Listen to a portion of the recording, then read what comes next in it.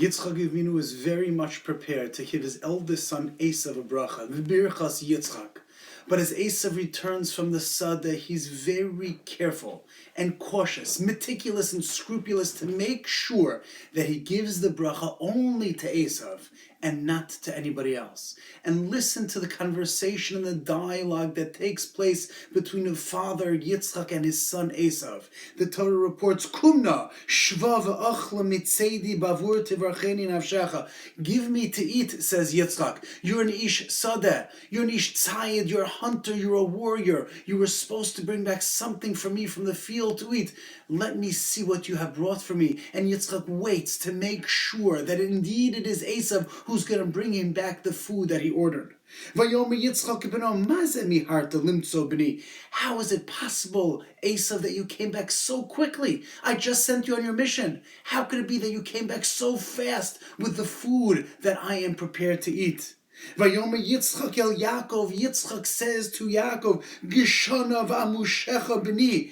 And Yitzchak is careful, and he knows that maybe this is his son Yaakov, and he asks to feel him, to make sure that he's giving the bracha not to Yaakov, but rather to Esau. Ha'ata ze b'ni Esau lo, are you really my son Esau or not? Vayimishuhu, and Yitzchak feels, touches to make sure that it's him. Vayomer hakol kol Yaakov v'hayadayim de Esau. Yitzchak recognizes that there's something not in sync. He hears the voice of Yaakov, but the yadayim, the hands, feel like that of Esau.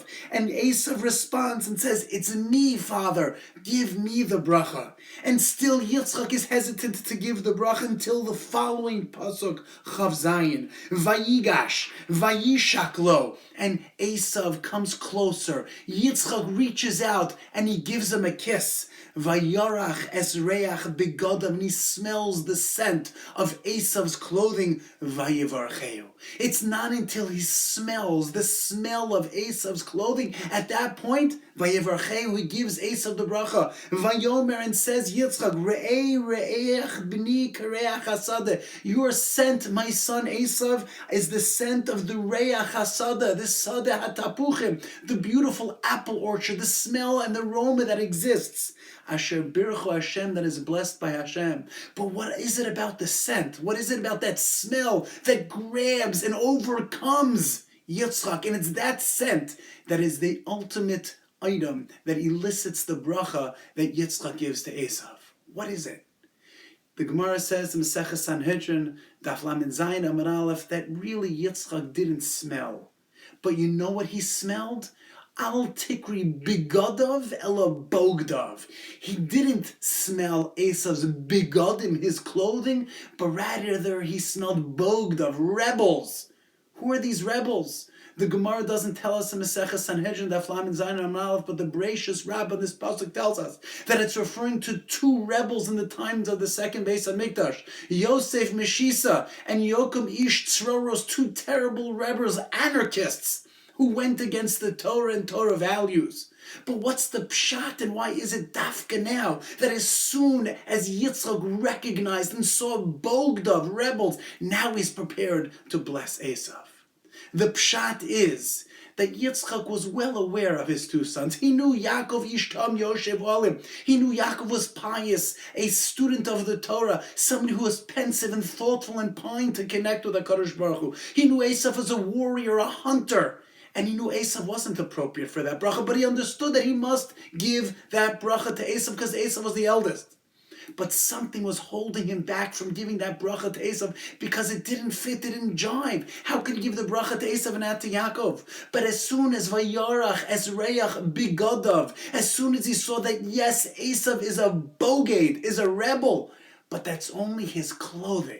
It's only his exterior. It's only his shell. It's only his outer appearance. That's all it is. It's his bigodim. It's his clothing. But deep down, I know there's something else. It's true he's a rebel, but that's not the real Esau. It's not him. It's true. Vayigdu lo hana'arim. Vahi Esau ish yodei asayid ish sadeh. It's true he knew him and he saw him externally. And he saw him as a warrior and as a hunter and somebody who was an antagonist and an anarchist and against HaKadosh Baruch Hu. But at the end of the day, at this point, at the end of his life, Yitzchak realizes that these are just big gadav. He smells that. He understands that. And it grabs him. Now I could bless you, Esau. Now I could give you a bracha because I know they're rebels. But at the end of the day, you can be something. You can be real. It just needs to emerge. And maybe the bracha that I give you as I pass on to the next world, maybe that will give you the inspiration to turn, to change, that your outer shell, that your clothing, the dirty, sullied clothing, can be changed into a beautiful neshama, that you could be the real you. There is a very similar episode in the Talmud Maseches Brachos, Daf Yud Amud Aleph. Rabbi Meir had some very difficult biryone, some difficult people, b'shvivuse, in his community. And Rabbi Meir prayed and davened for their death. Boi rachme. He davened that they would die because they were giving him such terrible pain and suffering, trials and tribulations that Rabbi Meir had from these terrible people in his community. However, Rabbi Meir's very wise wife, Bruria, heard her husband davening for the deaths of these biryoni, of these terrible people. And she said, Rabbi Meir, my dear husband, why are you davening for their deaths? Is it because the pasuk says, Yitamu chatoim min haaretz, that the evildoers should cease from this world? Don't read the pasuk chatoim min haaretz, al tikri chotim ela chatoim. You should pray for their evil sins to go away, but not for them. These people aren't really chotim. They're not really sinners. They just have chataim. They're just sinning. And there's a big difference between a sin and a sinner. And she told her husband, pray for them to do tshuva. Pray for them to turn. Pray for them to emerge, and that their clothing should change to become purified, clean and pristine. That's what you should do, said Bruria to Rabbi Meir, and carefully Rabbi Meir began to daven for them. And he davened that they would change their ways and become well people. And ultimately, that's exactly what happened. Rabbi Meir davened for their success. He davened for them to do tshuva, and indeed that's what happened. Al tikri bigadav ela bogdav.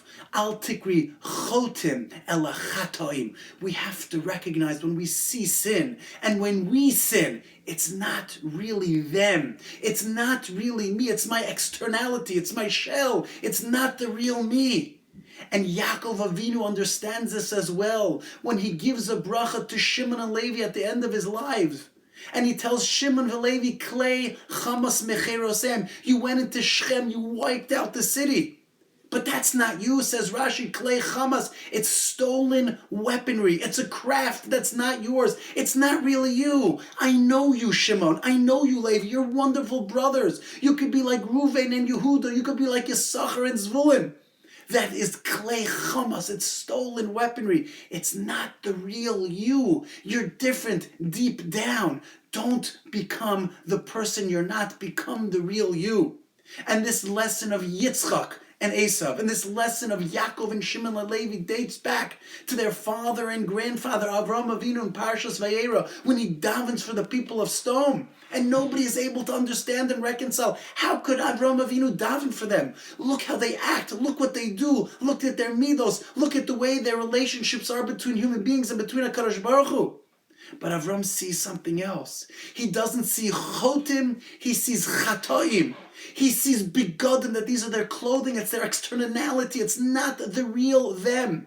And Avram prays and davens for Sodom because he understands and recognizes that every human being is a pinta layid. There's something deep down. Kofin oso ad shiyomer rotzani. Deep down, every Jew wants to serve HaKadosh Baruch Hu. Deep down, every Jew wants to do the right thing. It's seor shebeisa, something's blocking.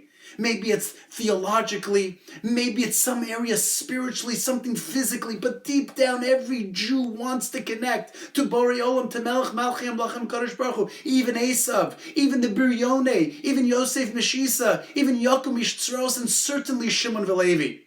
So often in our lives we make mistakes, and we're not the people that we can be. We beat ourselves up, and we say, how could I do that? We get down, and we're upset at ourselves.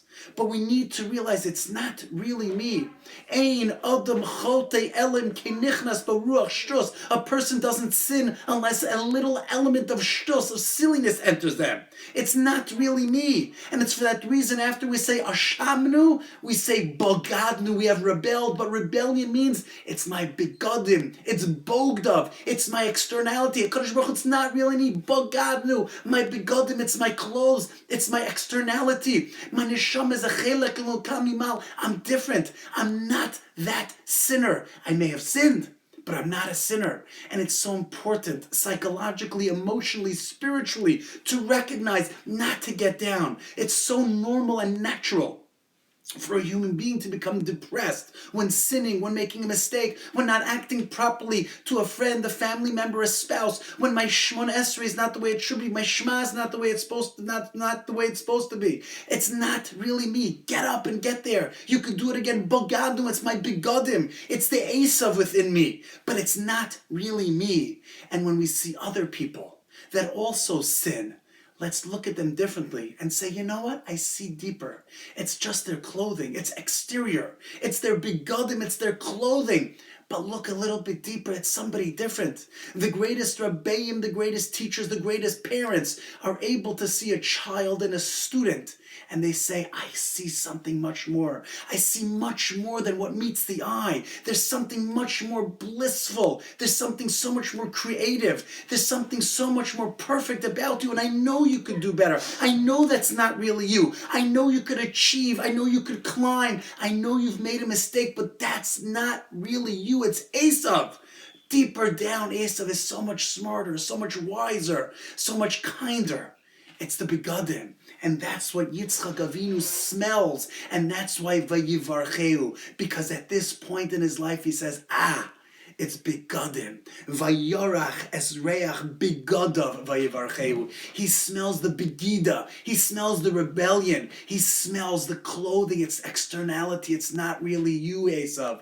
Vayivarcheu. I can bless you. I can give you everything you want. I can give you everything you need. And thus, at that moment, he's prepared to give him the bracha.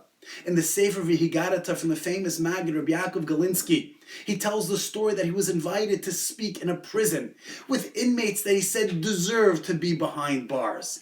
What's he going to tell them? How can he give them some words of inspiration to be thinking and to recognize the mistakes that they've made? And it dawned on him that this is what he should explain to them.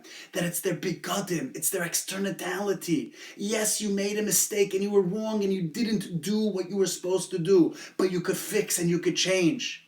And then Rabbi Yaakov Galinsky says that he shared this idea, this Dvar Torah, with these inmates in the jail in Eretz Yisrael. And then he asked the following question. If indeed the Torah wants to teach this lesson, that Vayorach Esreyav Bigodav, why doesn't the Torah tell us Vayarach Esrev Bogdav, that Yitzchak smelled this rebel and these rebels? Why does the pasuk say Bigadav? If the Gemara says in Maseches Sanhedrin Daf Lamed Zayin Al Tikri Bigadav Ela Bogdav, that he really smelt rebellion and he foreshadowed the future, just say Vayarach Esrev Bogdav. And he said that the inmates were captured and enamored by this question. Certainly the Torah shouldn't say bigadav, it should say bogdav, rebels, not clothing. And then Rabbi Galinsky explained that's exactly what the Torah is teaching us. That it's only bigadav, it's only your clothing.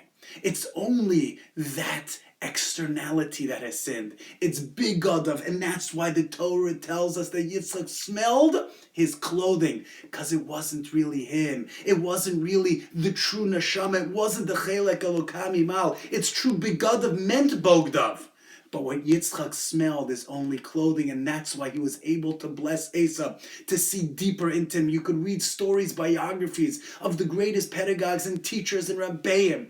They got this, they understood this, and they grabbed their students, and they understood their children, dafka, because they saw much deeper and much more. May we be zocha to look into our own lives, and not to stumble, to trip and fall after we make a mistake, and keep our head in the mud. We're much bigger, we're much better, it's just our clothing. Push it aside, take it off, start again.